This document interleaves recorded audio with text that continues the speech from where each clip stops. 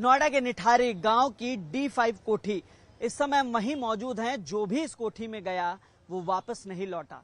आपको कहानी बताएंगे, लेकिन सबसे पहले उस कोठी की तस्वीर दिखाएंगे। साल 2006 दिसंबर महीना था जब बहुचर्चित निठारी कांड दुनिया के सामने आया। 19 नरकंकाल यहां पर मिले थे।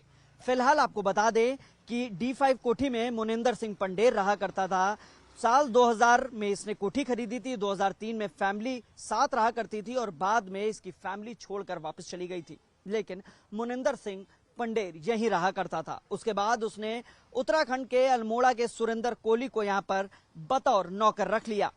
एक वाक्या जो सबके सामने है और आपको आज फिर बताते हैं कि सुरेंद्र कोहली और मुनिंदर कोहली इसी कोठी में रहा करते थे। एक बार का वाकया है, जब कॉलगल को बुलाया गया था, सुरेंद्र कोहली ने वहां कॉलगल से शारीरिक संबंध बनाने की बात करी, जिस पर कॉलगल ने टिप्पणी की और वो सुरेंद्र कोहली को बहुत खराब लगी और सुरेंद्र कोहली ने इस कोठी में वो पहला मर्डर किया था। इस कोठी में उसके बाद से जो भी यहां पर आया वो वापस नहीं लौटा। धीरे धीरे यहाँ की बच्चियां निशाने पर आने लगी, छोटे छोटे बच्चे निशाने पर आने लगे और इस कोठी में करीब 19 शव मिले थे। आपको बता दें, यहां पर सुरेंद्र कोहली और मुनिंदर कोहली, इस कोठी की चर्चा इसलिए हो रही क्योंकि इलाहाबाद हाईकोर्ट ने यहां पर जो उनकी फांसी की सजा थी उस पर रोक लगा दी है। लिहाजा एक बार फिर से ये प्रकरण लोगों के सामने आ गया है और इसी कोहली में उस पूरी घटना को अंजाम दिया गया था। और इसके अलावा आपको वो नाला भी दिखाएंगे जहां पे वो शव बहाया करता था, जहां पर वो शव मिला करते थे। यही वो नाला है जो ठीक घर के बाहर है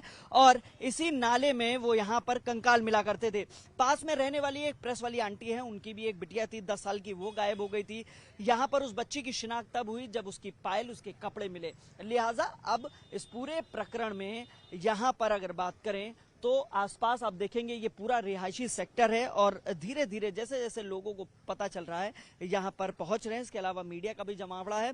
यहां पर बताया जाता है कि बच्चे और जो काम मांगने आया करते थे वो भी गायब हो जाते थे। लेकिन अब ये जो पूरी कोठी है एक बार फिर से चर्चा में आई। हालांकि ये खंडहर हो चुकी है। बताया जा रहा है इस कोठी में 8 कमरे थे। कैमरामैन विपिन के साथ हिमांशु शुक्ला, न्यूज़ 18 नोएडा।